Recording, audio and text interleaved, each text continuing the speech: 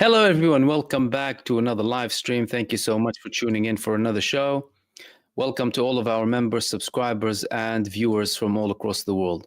If you're new to my channel, we have these live streams regularly where we talk about the latest updates, latest developments, important bits of news, analysis. And then in the final part, I also open the space up for the community for participation as well. Tonight we have a very interesting live stream. So we'll begin with the recent report, that came out from Axios about Donald Trump talking directly with Hamas. Dude, you've been telling us that Hamas, firstly, you prescribed them as a terrorist organization, right? And then all of a sudden you want to talk with them. What happened, Trump? But firstly, we'll get to the news bit, of course, and then we'll provide a little bit of analysis about the whole thing, where things are going exactly, and what does that mean for Israel and all of that stuff. So the report came from Axios, right? Saying that Trump has been in direct talks with Hamas about the ceasefire. Now, initially, they started saying, well, it was about the hostages of the United States in Gaza, but it doesn't matter what they say. It's beyond that because, well, Hamas and the US know that they have dual citizens held in Gaza. And when we say Americans, you're talking about Israelis who have another nationality, like the majority of Israelis. They have the other nationalities from their original homes, either in Europe or the United States. Israel should be their secondary, nationality. Their original nationality is either American or European.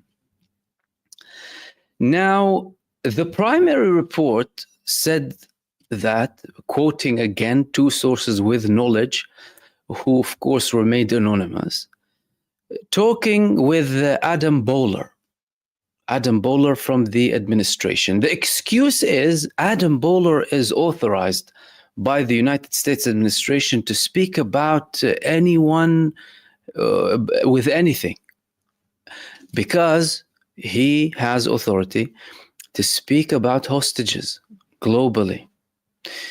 And they're saying here it never happened before. We're talking about a very historic moment.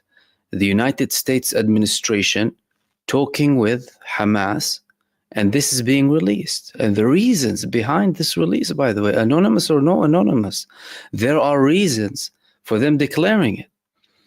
So previously, there were certain elements that were previously in the United States administration who had talks with Hamas. However, they weren't active. And whenever there's a war, Hamas talks to the mediators. If they speak with someone from the United States, they speak with someone who might have held a position in the administration, at least from what has been confirmed historically, so that they can use their connections to speak with someone from the government. Now, in this report, they're saying that the Trump administration consulted Israel about the possibility of engaging with Hamas. However, they're also confirming in this report that Israel learned about the aspects of the talks through other channels, which means the United States did not tell Israel that it was speaking with Hamas. That's number one. And we will discuss the response coming from Israel that confirms that they did not have prior knowledge. The talks, according to these sources and this report, spoke primarily about what they call the hostages, but they also included aspects of a broader deal to release everyone else and reach a long-term truce. No deal has been reached yet, according to the report. However, there are talks, and the talks are not just about the Americans. The talks are about the deal. How is that connected with Donald Trump's previous statements that he's going to control Gaza And Gaza, we're going to buy it, and then we're not going to buy it, and then we're going to control it. We'll get to that in a second. Now, they continued that Steve Witkoff was planning to travel to Doha to meet with the Prime Minister of Qatar. And he also told Israel today, Steve Witkoff, don't dare have anything up until I come. There was a delay because of what happened in Ukraine and with Zelensky. And he told the Israelis, don't dare escalate up until I come. I expect the ceasefire to be continued up until I come. Now, when it comes to the United States administration, we need to understand something very important here. Not only that the US labels Hamas as a terrorist organization, they previously said that they have to, give all of the prisoners of war, and we will give them hell, and they need to release everyone. What's all of that change, and how is that linked with Benjamin Netanyahu? And are there any certain differences happening between the United States and Benjamin Netanyahu? Well, there are a few things to mention here. And of course, if you have any questions, leave them till the last bit. Number one, Donald Trump and his previous statements were open to interpretations. Those interpretations started to be clearer when Steve Witkoff told Benjamin Netanyahu, the hell that Donald Trump is talking about includes you.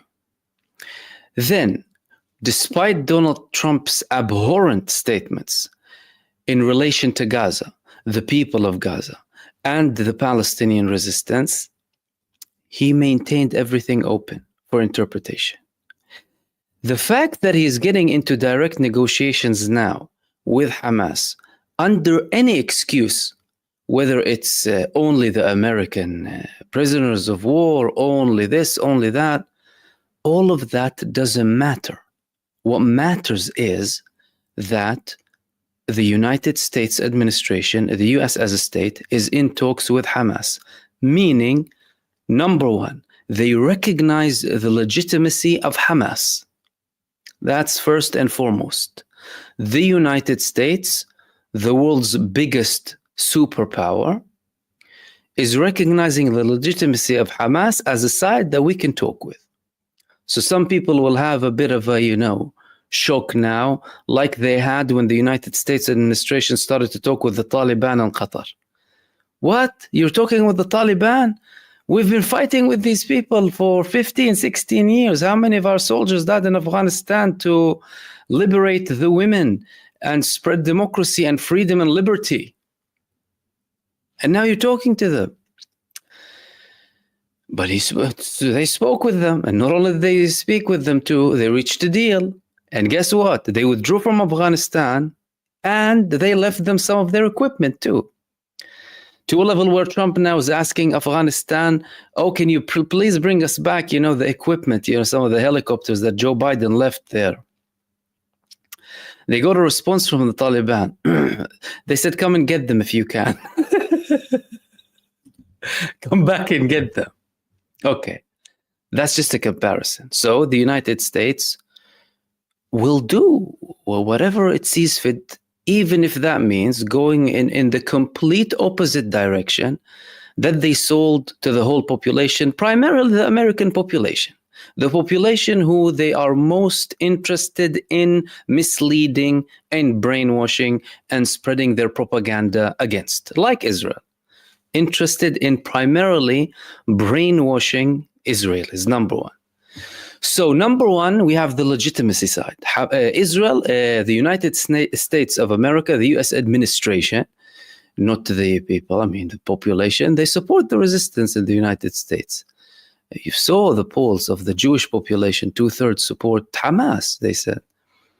Anyway, the United States administration, they recognize the legitimacy of Hamas. That's number one. Number two, there's clearly something wrong with Israel. You have to be blind not to see that. If the United States is stepping up to speak with Hamas directly, that means the United States administration has a problem with Israel. They're not trusting that Israel is doing the job that's necessary If it's only to bring back the Americans held by Hamas or dual nationals, like almost every Israeli, to bring them back, even though clearly it's much deeper than that, and they're talking about a broader and much bigger deal, as reported here, and also with other sources too, including the J-Post, which we'll get to in a second because it spoke about the responses coming from Israel. Clearly, they're not trusting Benjamin Netanyahu to continue the talks, and they're not liking the fact that he has all of these delays. Despite all of the talks, because talks are one thing, actions on the ground are another.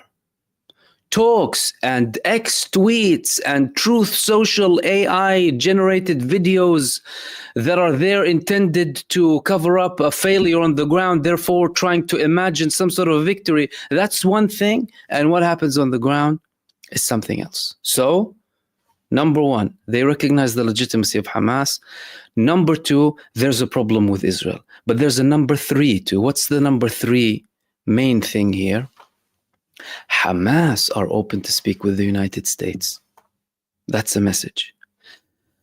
Hamas speaking with the same administration that they said facilitated this genocide and supported Israel, that's a message that we have a problem with Israel. We're open to the whole world, but our problem is occupation. And if we can talk to anyone on earth, including the biggest patron of this genocide entity, then we will. Unlike what? Unlike them speaking with Israel. Why? Well, Israel, they asked for Hamas to speak with them directly, by the way, for those of you who don't know. Israel asked Hamas at least once during the ceasefire talks to have direct communications with Hamas in one room, eye to eye, the Israeli delegation and Hamas. But what did Hamas say? They said, no, we're not sitting with them. Hamas refused to sit down with the Israelis directly. So there's a point here which is very important, that Hamas is willing to speak with the United States administration, not willing to speak with Israel, despite all of their disagreements with the United States administration, and again hinting that there is some sort of a shift and something might be cooking that we really haven't seen much of so far, apart from the fact that Donald Trump himself said, well, I'm going to buy Gaza, I'm going to be in charge of Gaza. Something that Netanyahu was taken a little bit aback by it when Donald Trump said that. Okay, what is Israel saying? Israel, there are conflicting reports in Israel. Some reports are saying, well, we knew about it, they consulted us. In this original report, the Axis were the first to publish it, they said that no, Israel wasn't told about this meeting directly. They were told about a prospect of the United States meeting with Hamas before, but they did not know that they went ahead with it, and they did not know that they are actually meeting them now and talking about current affairs that are directly linked to Israel. This is very important. Then we will go to the other response. The other response said in Israel, well, one source told the Jerusalem Post, this report here, that no, actually we had some knowledge. We had some knowledge about it. They said that the message to Hamas, show goodwill according to the Americans, and continue with the second phase according to that report. But it said that some Israelis knew about these talks. Now, what did Benjamin Netanyahu say? Well, he didn't say anything. His office said something. His office said that we heard about this report and we expressed our opinion. very cold, blunt response. Another report said that, well, we're very worried. Israel Hayom said, we are very worried about this progress in the form of the United States administration speaking with Hamas directly. How can they speak with them directly? They're a terror group. And we are in charge of all of this. We need to continue the negotiations. The United States is a mediator, not a part of a direct conversation with Hamas. The other sentiments that are coming out from Israel, well, some of them are a little bit baffled. Well, what is Donald Trump exactly doing? Donald Trump has been telling us, you know, you have the okay to go and kill everyone in Gaza. You have the opportunity to go and, open the gates of hell on Gaza. And all of a sudden he's going there and sitting with Hamas. Many of them are very worried and disappointed too. Some outlets in Israel are completely ignoring this.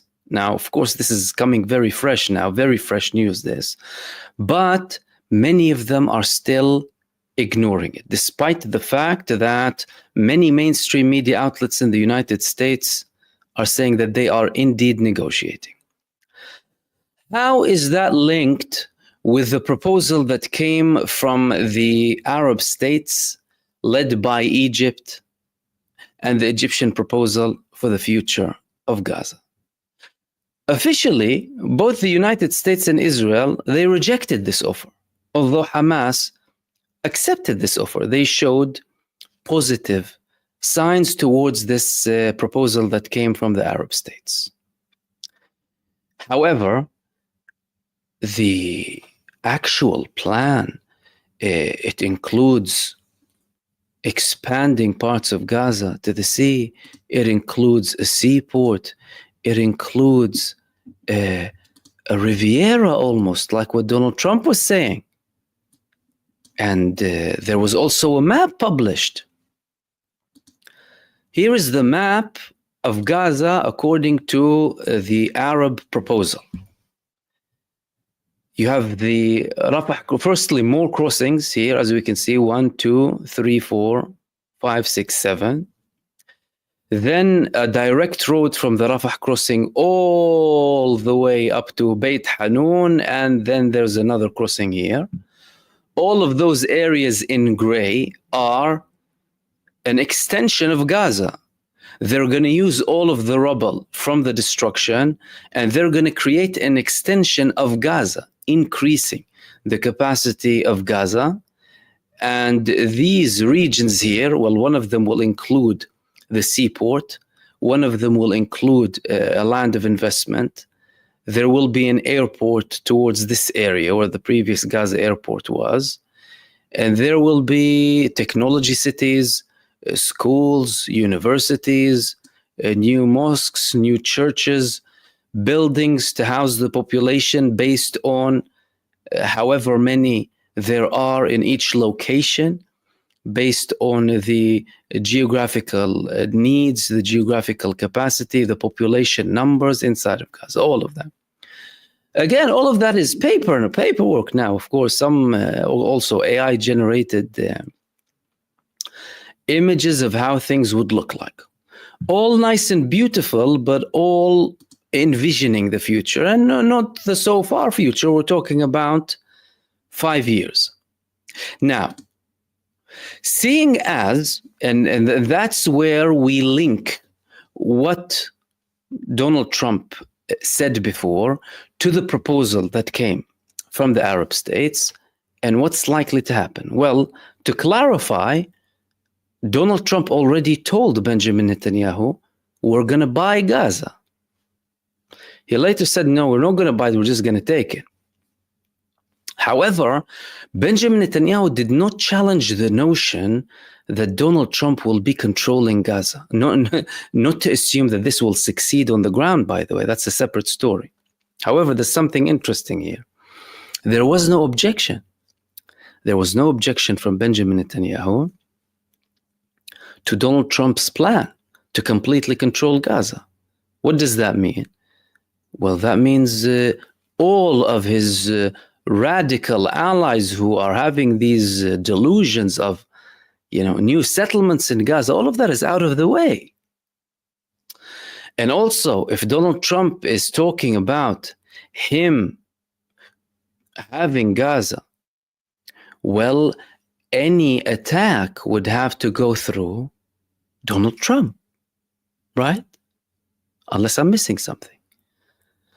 Donald Trump, if he's telling Benjamin Netanyahu, we're going to control Gaza, it doesn't matter how that's going to be coordinated between them and the Palestinians. And guess what? They're speaking with Hamas directly. They're not even speaking with the Palestinian Authority. They're not speaking with the Arabs. They're speaking with Hamas, which signals also another very important thing, that they actually believe that Hamas will undeniably play a role in Gaza in the day after, contrary to all of the previous comments from the United States. That's a very clear sign. Therefore, they're negotiating with them directly. So, could there be a case of a United States understanding with Hamas, the primary main powerful political party in Gaza, democratically elected, by the way, for those of you who don't know, they have having direct communication with the United States, direct coordination with the United States. The same United States that supports Israel. Are they pulling the rug from underneath Benjamin Netanyahu with this move? Things are still not very certain. However, the fact that the negotiations are taking place is something extremely significant on its own. Another very important note here. Well, you might ask, why didn't they keep them secret?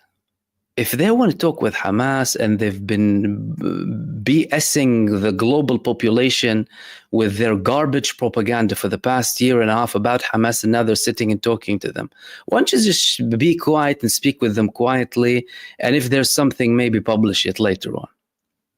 Why? You've been telling everyone these evildoers and then this and that, and you're sitting there talking to them. That's a message. That's also a message. That's a message for everyone. Number one, their closest ally, Israel. Yeah, we supported you, we give you this and that, but if we want to take a certain action, then we will. Also shows, like we said with the point 2 that we spoke about previously, show of disapproval or a lack of satisfaction from how things are progressing with Israel. And that means that there could be implications in the future. Now, if the United States will manage to reach a deal with Hamas in Gaza, can Israel do anything about that? In theory, they can. On the ground, it would still be very, very difficult for them to do something inside of Gaza if any solution in Gaza, whether as a part of a bigger solution towards statehood, a temporary state or something close to a temporary state, it would be very difficult to do that if the United States administration has links with the authority in Gaza, links that are solid.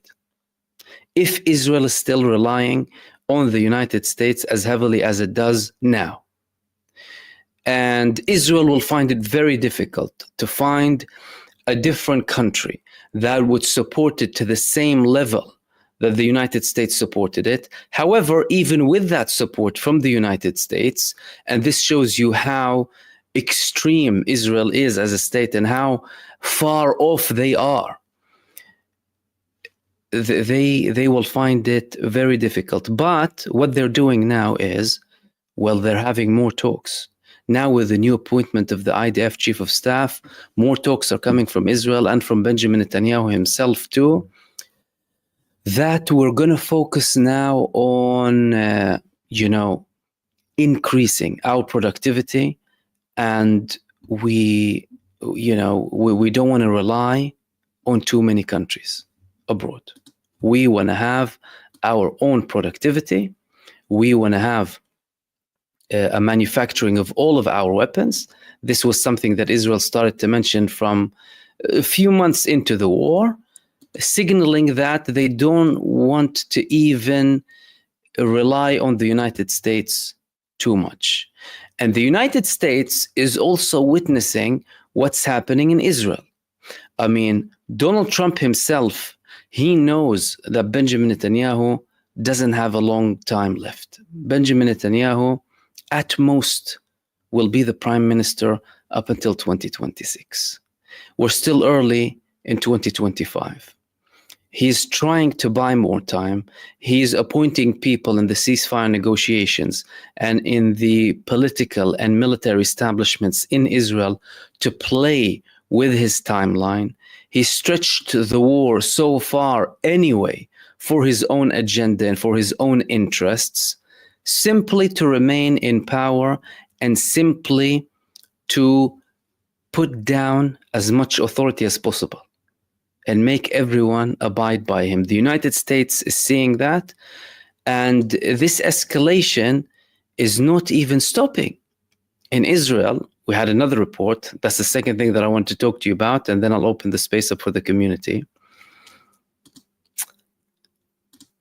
Yariv Levin, the mastermind behind the judicial reform, he began the process of impeaching and dismissing the ombudsman.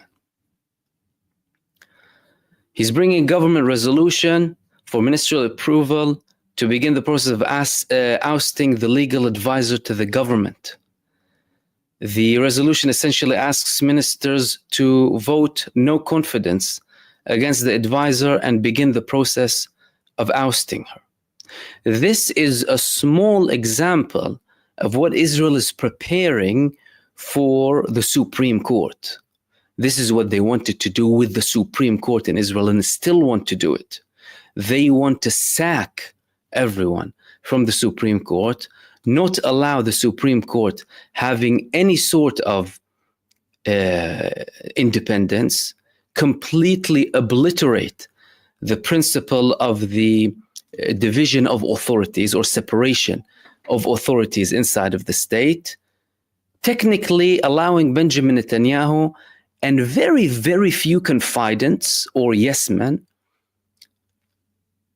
to dictate exactly who's going to control Israel and who's going to be the head of the judicial system in Israel. And that's something that many Israelis are against. And that's something that led many to start refusing to serve in the Israeli army. And I'm talking about a year before the 7th of October. That's something that led to the biggest protests in the history of the state of Israel. That's something that led many people to flee Israel. That's something that led many, many very rich and powerful figures inside of Israel take their money outside of the state. Yet, despite all of that, Benjamin Netanyahu and his crew are still going ahead with it. It's as if they are pressing every button to obliterate their state from within. Social division, political division, military division, no trust between the population themselves, no trust of the population in the authorities, constant propaganda roaming around, and thinking that they can get away with it and become this, detached entity that can do whatever it wants with complete impunity, and constantly still, with all audacity, use their victimhood card. Today I heard one of their most cherished actors, Gal Gadot, right?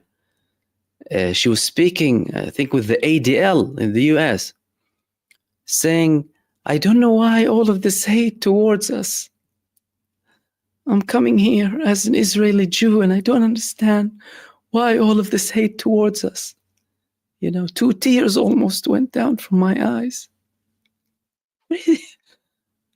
They want to slaughter children and everyone, clapping for them.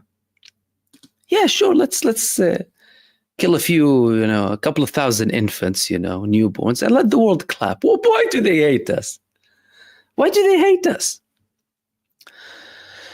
But they live in this la-la land. And the situation really is getting interesting now, especially with these talks.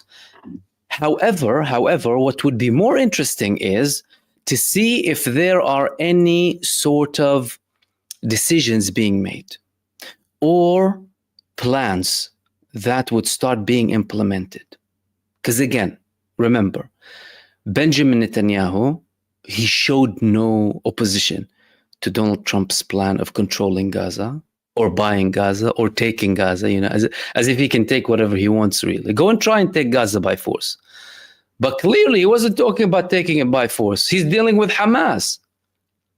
He's dealing with the people of the land, basically.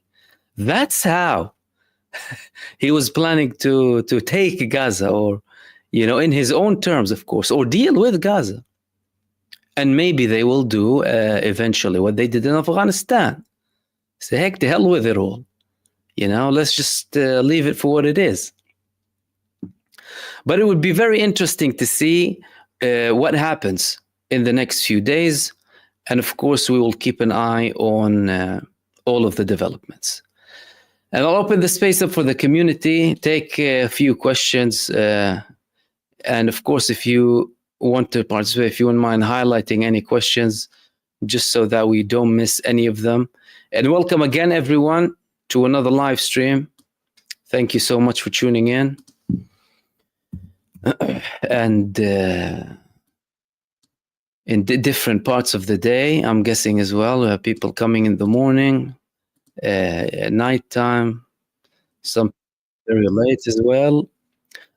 Okay.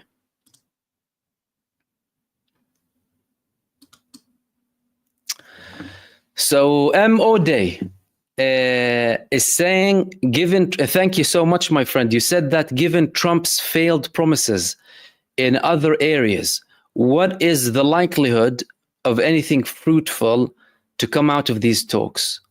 Well, you see, Donald Trump, you can't rely on what he says, but we monitor what he does on the ground.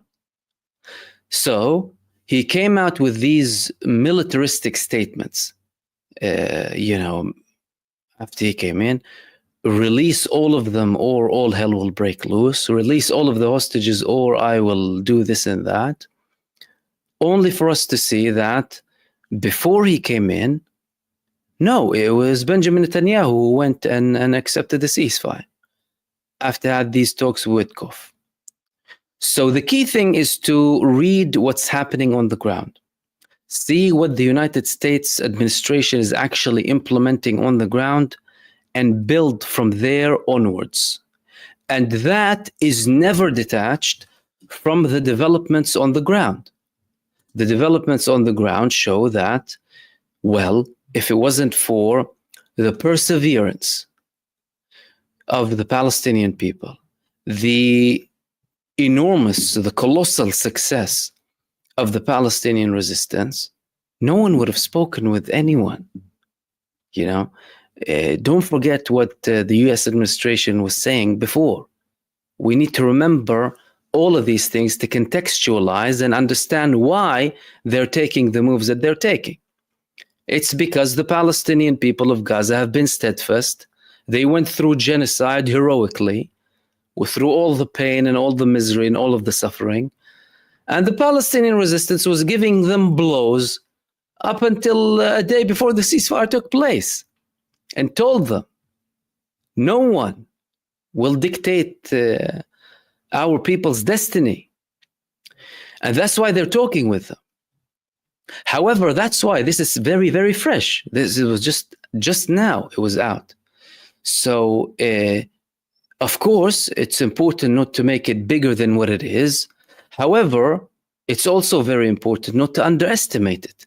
And of course, we will see what this develops to exactly. We'll see what Witkoff does when it comes to Israel. Are we going to talk about a phase 2? If we're going to talk about a phase 2, then that means that's it. And what I want people to understand is that if Israel goes into phase 2 of the ceasefire officially, that is it. The war ends. The rebuilding is completely sorted and dealt with. They need to get everything in. And we're talking about a different phase, because that would require a declaration from Israel that the war has ended. Whether Netanyahu will try and want, spin things around and, try and whitewash or sugarcoat anything, that's a separate story. But phase 2 entails the declaration of the end of the war, and that's it, rebuilding Gaza.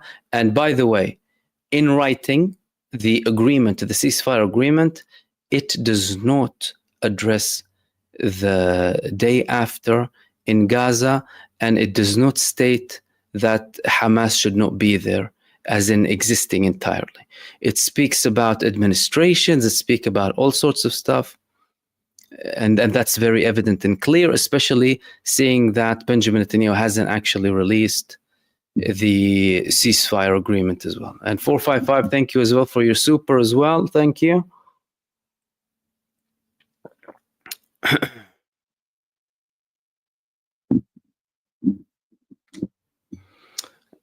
And MahmoodOD, do you think that after the report came out from the Arabs and being rejected by the US and terror state, it's a plan to divert and divide the Arabs by talking to Hamas, showing that they are sellouts?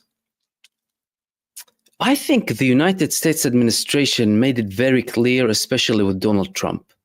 The statements of Donald Trump ever since he came to power against Canada, a traditional ally, a geographical ally of the United States, against European countries, against the EU, against the NATO, against Panama, against Mexico, against China, against everyone. And the way Donald Trump humiliated Zelensky, all of that tells you that the United States, they have no allies. Like this man said, being a friend with them is, what did he say? Being a friend is problematic, being a close ally is lethal, right? Forgot who said it. Basically, you become an ally, you're dead. They'll throw you in the hellfire once they're done with you. And that's what they're doing with Zelensky. They now said they're not sending them weapons. That's it. To Zelensky. And they can do that to all of the Arab states. And you know what? If the Arab states need to learn that lesson, good. Let them learn that lesson. And let them learn the lesson the hard way. You thought and you were telling people all of the cards are in the hands of the United States. This is the era of the United States. They control everything. Astaghfirullah, they made them, God, almost. Everything is in the hands of them. If you believe that, then that's it. You wrote your own destiny. But the Arab states also know, let's not be naive. Some of the Arab states, at least, they know that they have alternatives. And they know that anything that comes from the United States can be compensated. Look, even when the prospect of the United States cutting aid off Egypt came up, other countries popped in immediately. Well, 1.2 billion, what's 1.2 billion? It was something in the 70s when they decided, now, what's 1.2 billion for a country with a population of over 110 billion? Easy. A few Arab states, a couple of Arab states, a couple of deals with China, that's it, done. And the US knows that. And again, one of the main problems is the approach of the people in the administration and their ignorance too. However, I do also believe that this plan, to an extent, was tailored in a way to also suit the American vision of the future, not the Israeli one. Because the Israeli one is explicitly saying that, we can't have the Palestinian armed resistance there. Can't happen. And let's go to next one. Tuppy is saying, would you feel safer with the recent proposal by Egypt and Arab nations over US help? Well, it's not up to me, of course. It's up to the people of Gaza. And I believe that they're negotiating with them, clearly. The plan that came from the Arab states has been pushed to or proposed to the Palestinian side. And the Americans are also speaking with them. And I believe the priority should be what's in the best interest of the population of Gaza, the Palestinian population. But I still think that with all of the ceasefire, we're not talking about a comprehensive solution. There is no comprehensive solution until you dismantle an apartheid entity causing all of these problems, able to commit a genocide and getting away with it, landing 1-ton bombs on children and women.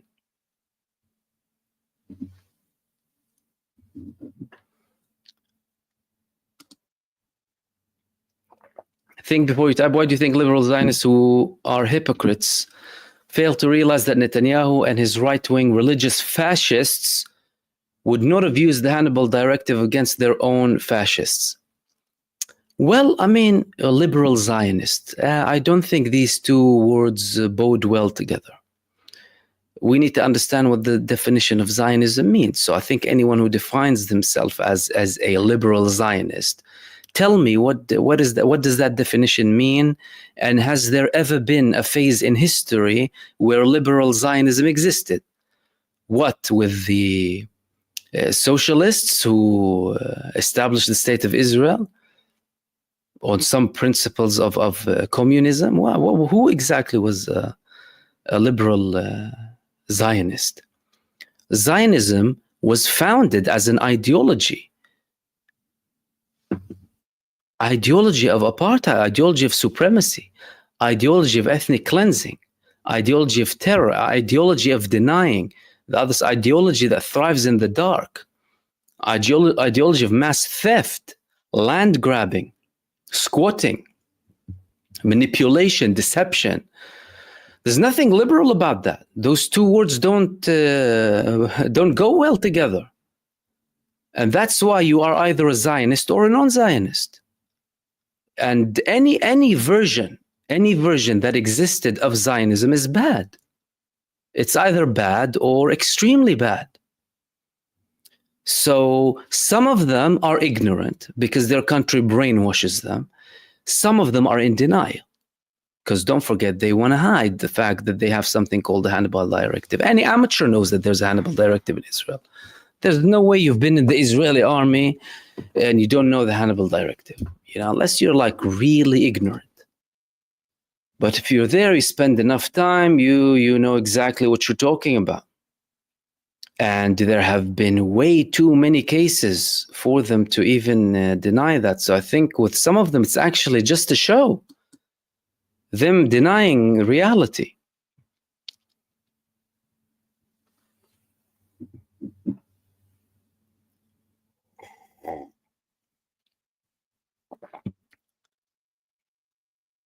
Tori, you're saying Trump might even shock AIPAC by going behind their backs, will deal, and phase 2 set the relationship between Israel and USA on a limb. Listen, there are talks in Israel, increasing talks now in Israel that, we shouldn't really trust the United States administration. They're saying that, not fully trust, basically, the United States administration, especially with sometimes just the declared leverage or threat of leverage that has been used from the United States against them. And the talks about the need to have their own manufacture, for example, their own weapons, develop everything internally, be self-sufficient, all of these talks grew and grew and grew in Israel since the genocide began. And all of that shows is Well, this state is so psychopathic that it can't even deal with one real big ally. Imagine how psychopathic and narcissistic you need to be, how mentally retarded you need to be to behave like that. It's like a psychopath on drugs. They can't even deal with the United States, their biggest ally. No diplomacy, no nothing, and they need to abide by us. And we're their lord. And there was one guy who had an interview on one of the Israeli channels, 14, if I'm not mistaken, that's closer to Netanyahu, over half a year ago, when there were certain talks from the Biden administration to, limit some of the weapons against Israel, delay some weapons and what have you. Certain things that Obama did before too. And this man, when he was talking about the American administration sending and delaying weapons, he said, we shouldn't trust the goyim. He was labeling the Americans goyim. Right? Go read up about the definition of goyim. We shouldn't rely on the goyim for weapons. We need to create everything. You're talking about the biggest ally. You are talking about the country that, without its support, you're absolutely nothing. You'll be eaten alive without them. If the United States did not arm Israel so much and gave them whatever they need, they would have been roasted and done and over. So that relationship, it has certain problems. However, it's still there because the lobby is still strong in the United States. Key powerful figures in powerful positions, no, not powerful figures, none of them are powerful, but certain figures in powerful positions, they are still calling the shots, and the United States has enough back doors to jump over the American population to support Israel, and that's an American problem. However, what's for sure is the United States already has plans post-Israel. That's absolutely for sure. Because Israel made their existence untenable to the global population, to every country on earth, including countries who are ideologically aligned with them, or at least declare that they are. They're very problematic. They made themselves a pariah state, and they showed them their true colors to the whole world.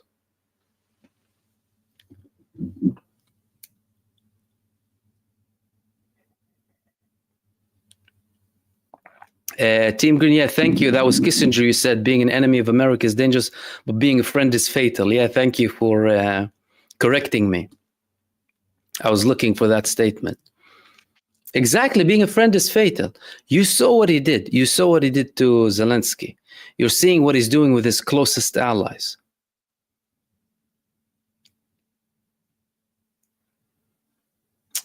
Splattered is saying, Mahmoud, what are your thoughts on Trump talking about annexing Canada, etc.?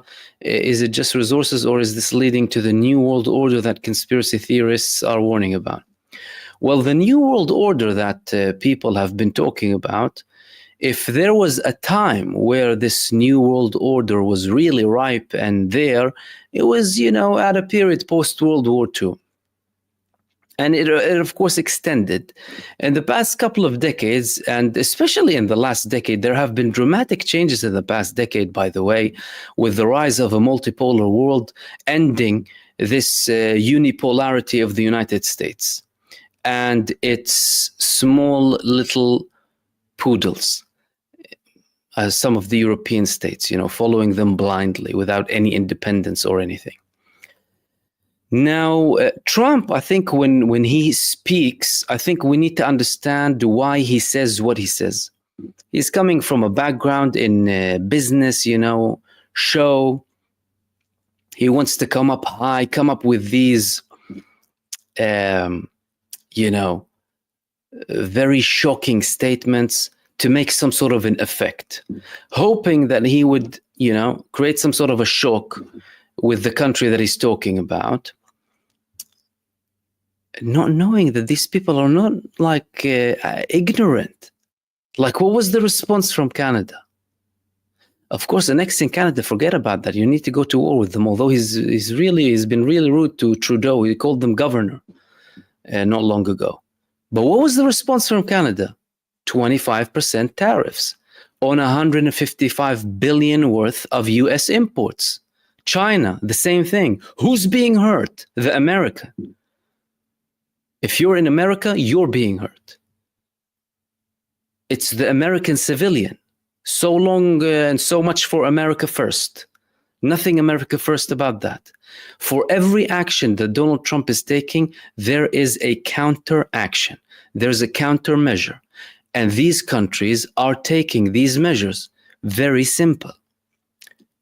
But for some reason, he thinks that this bully approach works with everyone. I mean, it might work with some countries who are like really weak, really reliant on US aid, and they have no leverage, no other connections, put all of their trust in the administration and what have you.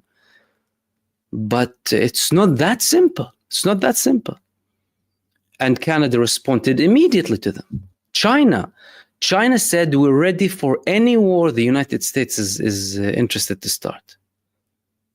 Economic, political, or any other war. That's China. And if you are an observer and you're really, open to listen to all sorts of, people and information and countries leaders, listen to the politicians and the diplomats and the statesmen of China, of Russia, of countries that oppose the United States. Rationale, common sense, in many cases, much more truth. That's not an endorsement, by the way, of anyone.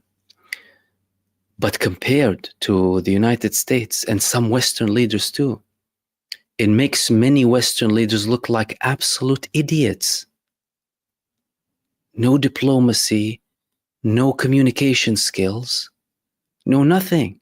Whereas the other side, no wonder we're seeing the rise of a multipolar world. And it's mind-boggling that the United States is run by such ignorant leaders.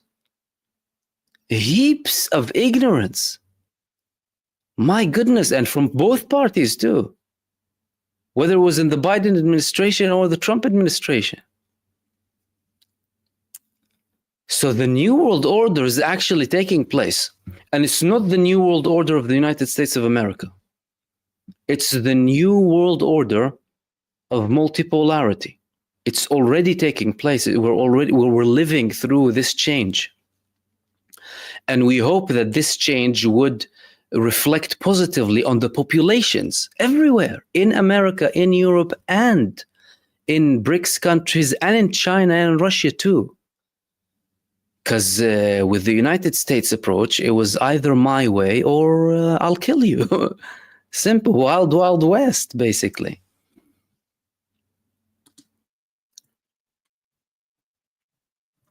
And let's go see if we have anything else.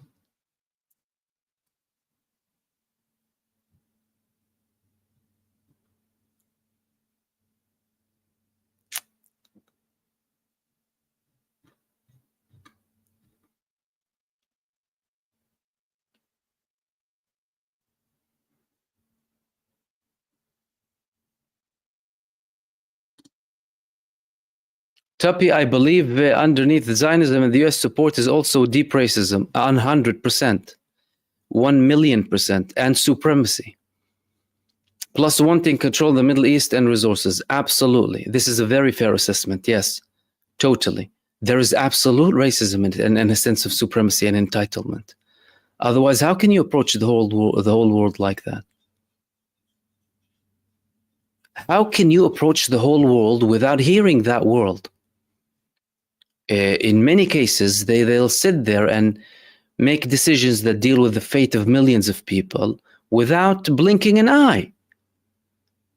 They were supporting this genocide entity with 1-ton bombs and not looking where they land, and even signing them. So absolutely.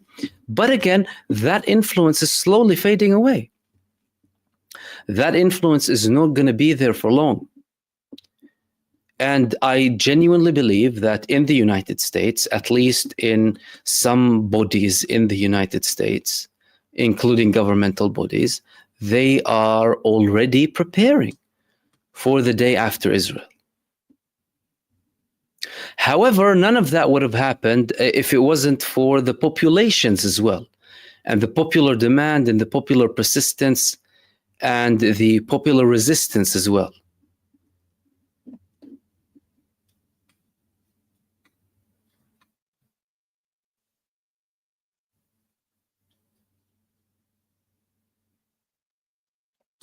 Philip Coos, the IDF have forbidden even to mention the Hannibal Directive, but they know about it.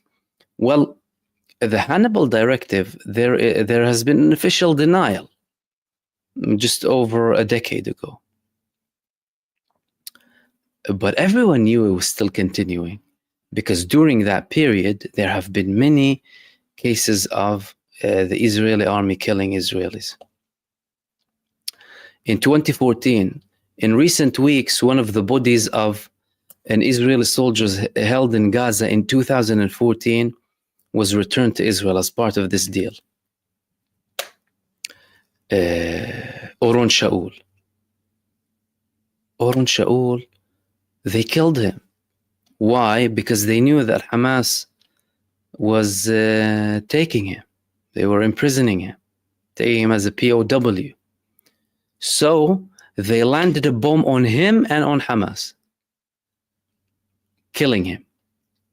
And then they declared him dead without a known place of burial, according to the rabbis of the IDF. And they told his family, that's it, he's dead. And so his family was saying, okay, well, at least return his body. We want to bury it. It was like, oh, it's difficult and we're going to work on it and delay.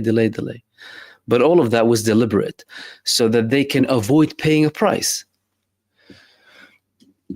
9 years down the line, Al-Aqsa flood happens and they release people who have been in prison for 40 years and 30 years and 20 years.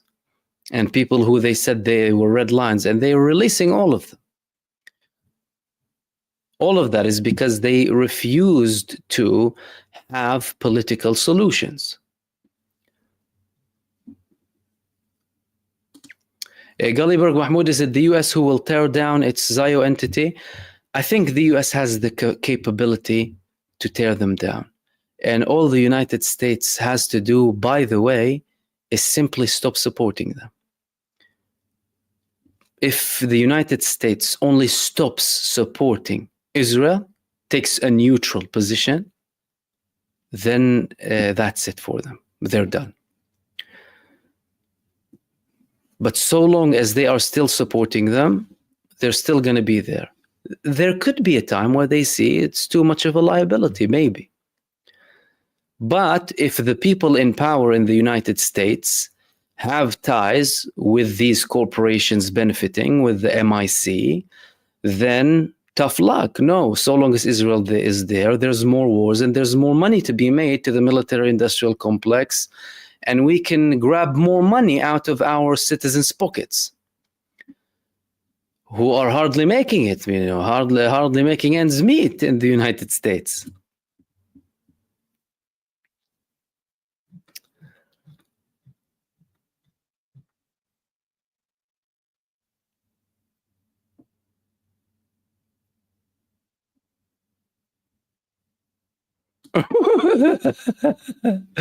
Jimmy, as a working white American male, I feel like I'm in a bad, abusive marriage with Jeffrey Dahmer. Imagine a state of Jeffrey Dahmer's. Oh, a state of Jeffrey Dahmer's. My goodness, you made me laugh. Yeah, I feel you.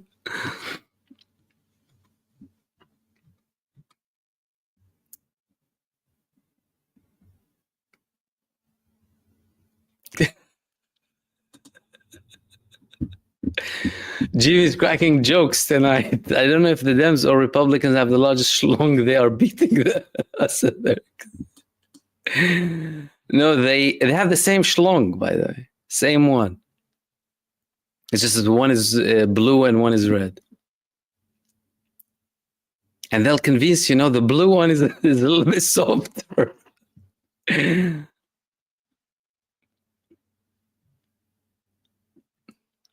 Think before you tap. What do you think of the 80-year curse, which is coincide with Netanyahu and his ilk at the helm of Israel's demise? I think they're worried about it more than anything, by the way. I mean, many people in Israel, the previous Israeli Prime Minister Ehud Barak spoke about this 80-year curse, talks that Netanyahu is worried about it too. Other talks that Benjamin Netanyahu is viewing himself also as the great savior of Israel. Look, he's the longest serving prime minister ever in the history of Israel, by the way. And this man views himself very highly. Exceptionally narcissistic and psychopathic behavior.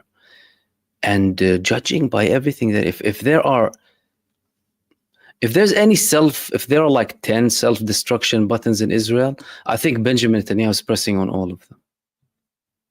To a level where some people in Israel view him as, by the way, a planted politician there to take Israel down.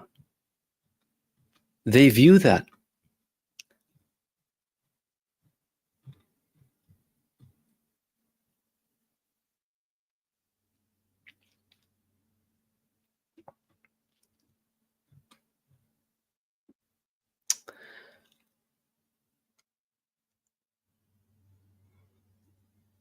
And last one I'll take from Paletti. Do you think Israel will remain the next years in its current shape? As in, I think it depends on how many years we talk about. If we talk about, I don't see them in 10 years, like my personal opinion. However, their demise as an entity could be much sooner than that. Because they have made themselves untenable. They went against even their closest allies' advice. This entity committed its crimes with mass manipulation and propaganda. And if some of you still see or watch some mainstream media, they still cover up their crimes to this day. Mainstream media in general, and primarily in Western mainstream media, they are so abhorrent that they still whitewash and cover and hide the Israeli crimes to this day. The countries that support Israel, they didn't want it to reach a stage where they have to work so hard to hide their crimes. Because they know that this state thrives in the dark, Zionism thrives in the dark.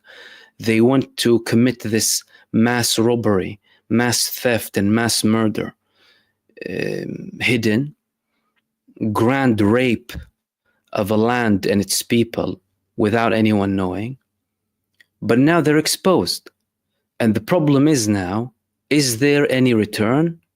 Is there any recovery? Is there any correction of the image of the state of Israel? No, the damage has been done and there is no recovery from it.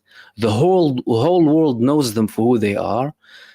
They've given people enough time to search and do their own research and read the history and know about the facts from not only 1948, but from the beginning days of Zionism. And they know the score. And you can't undo that by tomorrow saying, oh, Netanyahu is gone and we're a peaceful entity. It's not going to work. And the problem is not just Netanyahu. The problem is Israel as an apartheid entity. If they come up with some dramatic changes, like, for example, all of a sudden, I'm switching from a state of the nation state of the Jewish people, or a state of supremacy and apartheid and racial supremacy, ethnocracy, to a state of equality, that's a different story. But no one is seeing those changes coming. Number one, there is no support for Israel to a solution as such. Those who support a state with full equality between the Jordan River to the sea from the Israeli population are not many. And many of those who have these thoughts and these ideas, well, left Israel because they can't live in it. So there is no turning back. A lot of it does depend on how long the United States continues to support Israel. And that's why it's very important for, well, the Americans, number one, because without the United States, there is no Israel. And Marvin, also thank you as well. You said, why doesn't the Arab world globe call out Zion nukes? Hypocrisy and fear. And they fall into the trap of being in defense mode. You know, the whole thing of, you know, talking about the Arab states and talking about Iran having nukes and talking about the people, the Palestinians, for example, and the resistance. All of that talk is supposed to put them on their back foot, on defense mode. That's why the mainstream media will come up with statements like, and people in mainstream will tell you, oh, Israel has a right to defend itself. Why'd you have to reiterate that? Israel has a right to exist. Why'd you have to reiterate that? It's because they don't. It's because they don't have a right to exist as they are, and they don't have a right to defend themselves. Defend themselves against who? You're the robber, you're the thief, you're the rapist, you're the criminal, you're the mass murderer. It's the Palestinians who have a right to defend themselves. And it's Israel that doesn't have a right to defend itself. By international law, they have a duty as an occupying power to treat those under their occupation well. Not in an apartheid, full-blown apartheid and Jewish supremacy. And that's what they're doing. Yet somehow enlightened Western establishments want to tell us that it's normal. And it's the only democracy in the Middle East, and they're the only Western country in the Middle East. You know, so many things that don't make sense. The only Western country in the Middle East. What's the West and East? You know, nothing makes sense. But yeah, of course they should talk about it. And they themselves have the audacity to talk about the Iranian nukes. Who?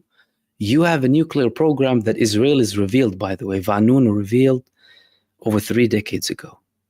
And they ended up kidnapping him from London. They exposed the Israeli nuclear program.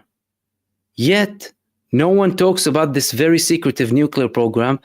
And why? It's because some of their supporters in the United States support them having nukes. Lindsey Graham, didn't he say that, yeah, it's fine to use a nuclear bomb? And he was legitimizing the use of nukes against Hiroshima and Nagasaki. You need to understand the type of people that are in these positions. Yeah, their ideologies. Same thing. And not many people call it out, by the way. And we'll wrap it up there, guys. Thank you so much, everyone, for tuning in for another live stream. And thank you for everyone who participated in the chat. Of course, sorry if I didn't reach all of you, but I appreciate all of your contribution. Judy, the virus, Marvin, thank you as well for your support. And in the meantime, everyone, enjoy the rest of your evening, day or night, depending on where you are. Stay blessed, take care, and I'll see you soon in the next video. Peace, everyone.